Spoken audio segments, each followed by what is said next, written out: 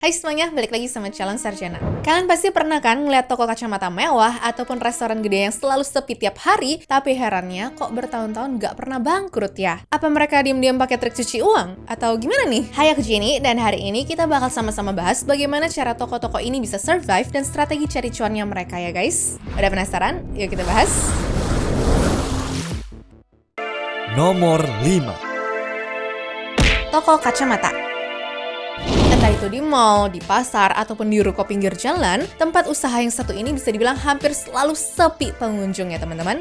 Walaupun ada customer, ya biasanya sih mereka tuh kalau nggak numpang nyuci kacamata, atau paling ya cuma lihat-lihat doang kan. Bahkan nggak sedikit juga loh karyawan mereka yang sering berdiri diam, bengong, ataupun cuma bersih-bersih etalase seadanya doang. Nah, karena itulah banyak orang yang mikir, toko ini tuh untungnya dari mana ya? Apa jangan-jangan ini tuh untuk cuci uang nih? Soalnya sewa di mall setahun itu udah ratusan juta loh, tapi kalau yang beli sehari-hari cuma 2-3 orang doang, ya agak aneh kan rasanya kalau mereka tuh nggak pernah tutup. Nah, ternyata ada penjelasannya nih guys.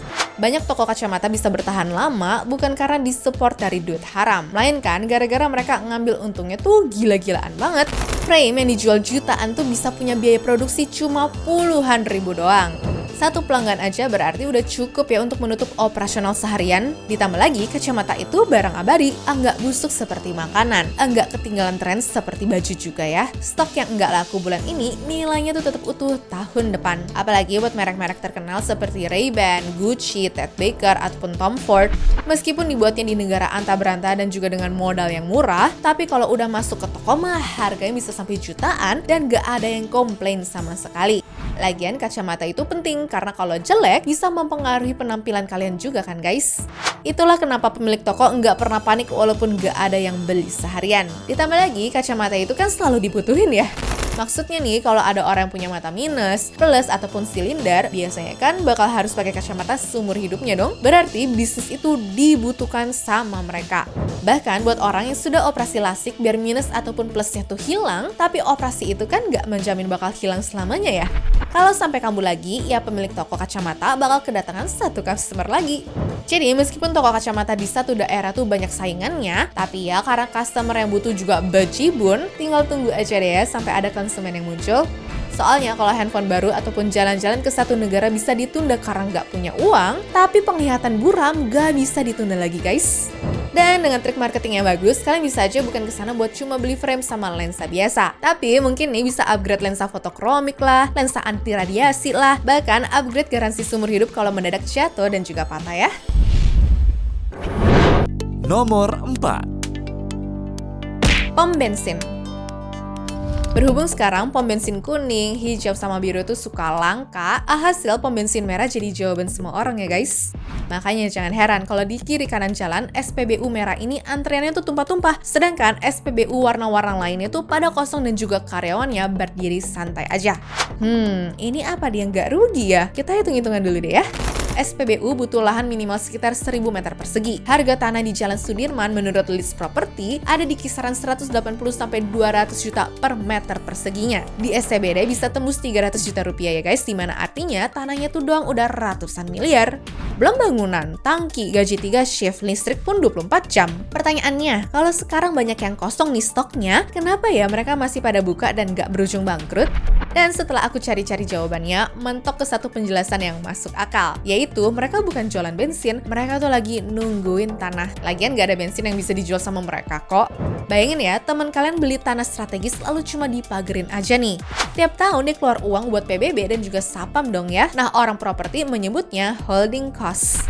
Tapi kalau di atasnya ditempelin bisnis kecil yang pemasukannya pas untuk nutup biaya itu, dia nahan tanah mahal secara gratis sambil nilainya tuh terus naik ya teman-teman. SPBU ini cocok jadi warung itu. Regulasinya pun maksa lokasi lebar dan juga akses ke jalan utama, sehingga otomatis tanah premium. Udah gitu, overheadnya rendah, stoknya pun enggak busuk. Dan yang paling penting, SPBU kalau sepi itu enggak punya stigma.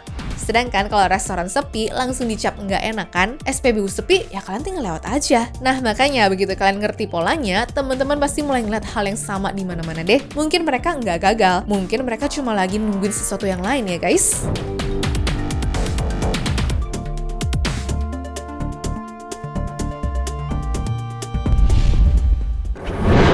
Nomor 3. Toko handphone. Oke, berikutnya kalian pernah perhatiin nggak sih? Toko-toko handphone itu nggak sedikit kan di daerah kalian tinggal? Ada di ruko, ada di pinggir jalan, atau bahkan di mall juga. Udah gitu, kalau diperhatiin, mereka tuh pakai lampu yang terang. Karyawan itu banyak, dan gak jarang juga ya yang buka dari pagi sampai malam. Sedangkan pembelinya tuh gimana sih? Kadang 1, kadang 0 tuh dalam satu hari. Tapi, kenapa sih tokonya buka terus selama bertahun-tahun? Tebakan paling gampangnya langsung ke cuci uang kan guys? Oke, sini aku bantu jelasin ya. Pertama, orang-orang berseragam itu bukan karyawan toko. Yang biru Vivo, hijau tuh Oppo, hitam tuh Samsung. Mereka ini adalah promotor yang direkrut dan digaji brandnya masing-masing, bukan sama pemilik toko. Jadi, pos pengeluaran yang kalian kira paling gede itu sebagian besar bukan bebannya dia ya. Nah, buat brandnya, toko fisik itu bukan tempat jualan. Itu baliho hidup yang bisa dipegang calon pembeli. Makanya, brand tuh rebutan ya bayar neon box, meja display, poster, sampai ikut nanggung sewa. Dan karena ada 4-5 brand berebut slot di ruko yang sama, pemilik toko tuh bisa adu mereka satu sama lain. Dia tuh bukan pedagang, dia tuh broker ruang visual. Tapi ini tuh bukan posisi raja ya guys. Hampir semua barang di toko itu bukan punyanya dia. Begitu satu brand cabut, setengah isi tokonya ikut hilang. Ya emang sih, margin jual handphone itu tipis banget, kira-kira mungkin sekitar 5% lah ya. Jadi kalau jual handphone 3 juta, dapat untungnya sekitar Rp150.000. Nah sementara nih, kaca anti gores dan juga casing yang ditawarkan itu modalnya receh banget, tapi dijualnya dengan profit yang bisa sama dengan jual handphonenya sendiri. Jadi handphone itu cuma alasan biar kalian masuk, sedangkan uangnya ada di benda yang mungkin nih kalian anggap nggak penting. Bayangin juga, makanya kalau di tempat handphone itu sediain jasa servis, tempat bayar tagihan, atau bahkan tempat beli SIM card, makin banyak kan potensi cuannya. Nomor 2. Restoran. Di zaman dimana semua orang pada mager masak dan juga lebih milih untuk mesen makanan ke restoran, kadang suka bingung gak sih kalau ngeliat ada resto yang sepinya tuh seperti kuburan? Bahkan anehnya toko itu nggak tutup-tutup juga lagi.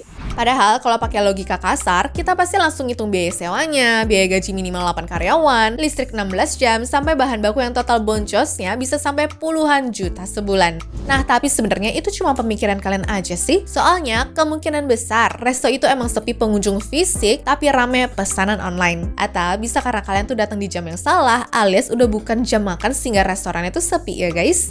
Dan mungkin juga restonya tuh dianggap sepi karena nggak sesuai standar viral yang pada ngantri-ngantri gitu. Padahal aslinya walaupun cuma ada 3 meja doang, tapi satu meja bisa menghasilkan profit sampai 2 juta sendiri. Atau opsi keempatnya nih, bisa juga ya restoran ini buka jasa catering ke kantor-kantor, sehingga memang bener sepi pengunjung fisik, tapi income mah tetap jalan terus. Lagian asal kalian tahu juga nih, ada juga ya brand makanan besar yang sengaja bakar duit buka satu restoran mewah di lokasi premium cuma buat dijadiin showroom demi membangun reputasi kualitas doang loh. Jadi kesimpulannya, restoran sepi itu nggak semuanya lagi kalah ataupun gagal ya guys. Mereka cuma lagi main di permainan yang berbeda aja.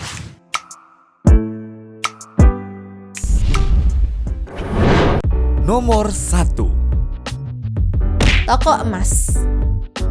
Dan terakhir, ada toko emas yang lebih sering kelihatan sepi daripada ramenya ya teman-teman. Masalahnya, dari dulu sampai sekarang, orang yang punya toko emas biasanya dicap orang kaya kan? Loh, kok bertentangan gini sih? Toko sepi sebenarnya kok malah dicap orang kaya? Oke, sini aku bantu jelasin ya guys. Pertama, emas itu nggak bisa expired. Dan melihat harga emas sekarang, ia tetap bisa cuan di minggu depan. Bahkan sekarang banyak juga ya orang rela nunggu toko buka dari subuh cuma buat beli emas batangan, cincin, kalung, sampai logam mulia. Makanya paling pemiliknya cuma perlu siapin uang buat biaya listrik, gaji karyawan, sama asuransi doang. Ya soalnya emas mereka didiemin pun bisa naik harganya guys. Nah alasan berikutnya, kita itu suka salah ngitung. Kita terbiasa ngukur bisnis dari jumlah orang. Warung makan emang butuh ratusan pembeli sehari sih, tapi satu keluarga yang lagi siapin nikahan itu bisa banget belanja puluhan juta dalam satu kunjungan loh.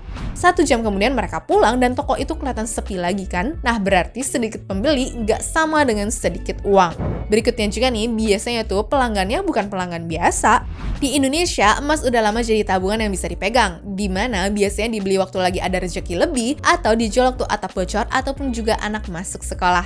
Dan karena ini menyangkut tabungan seumur hidup, faktor penentunya adalah kepercayaan. Sekali percaya, orang tuh biasanya nggak pindah. Satu keluarga bisa jadi punya langganan toko yang sama sampai 3 generasi loh. Nah dari situ pun datang potensi cuan dari omongan dari mulut ke mulut atas pelayanan yang bagus, kualitasnya, ataupun diskonnya ya. Bah, jadi marketing gratis kan tuh ibaratnya. Makanya transaksi dalam 1 jam bisa dipakai untuk bertahan 1 bulan. Anyways, cukup sampai di sini ya guys video hari ini. Sampai jumpa di video selanjutnya. Dah.